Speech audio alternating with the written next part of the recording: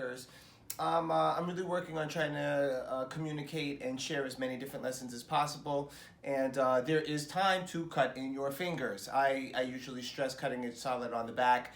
And as you all know, it's because I believe that once I teach you how to create the bluntest, most precise possible line on someone's back, that after then cutting it in your fingers and creating looser lines is easier. If I start with looseness, it's hard to get really tight precision. If I start with tight precision, it's easier to backtrack and then get looseness. So, in today's example, because we're working with mannequin heads, I'm going to be cutting in the fingers, so it'll be a little bit looser because anytime you're cutting in the fingers, you're off the back, which creates a little bit of elevation, so it's got a little bit of a softer fall.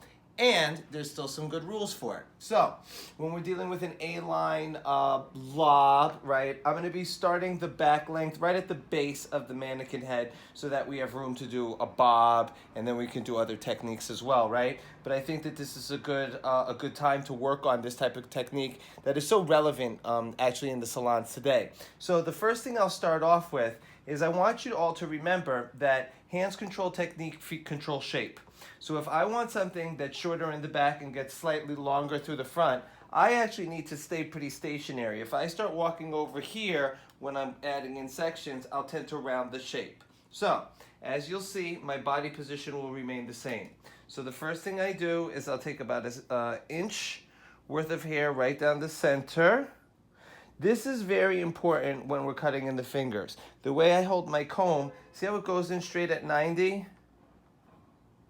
And see how my fingers are straight at 90? There's none of this. There's none of this. Whenever you flip anything, you're encouraging movement to have it flip out, which is fine if that's what you're trying to do. But if you want a more static fall versus a nice blunt line, it's falling at zero hang, and it's blunt and not cut with any type of directionality in it.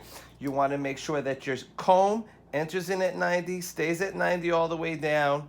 You bring it into your fingers, you control it, see, all the way down. And the way I will cut my line is then I will cut it right there, and retract, retract, retract, retract, retract. The retraction is very important in this technique.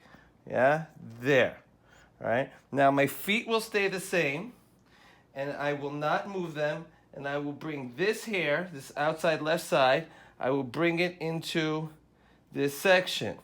I see how my knuckles start pointing down a little bit and my fingertips point up.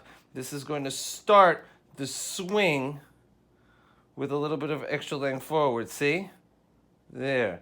And if you also notice that my cutting line is mimicking my sectioning line. Really important. Keep you on track, it'll help you stay balanced. Feet still staying the same. Now I bring this outside right side section into this. There we go. Fingertips pointing to the ground. Knuckles pointing up. Okay, same angle as my section.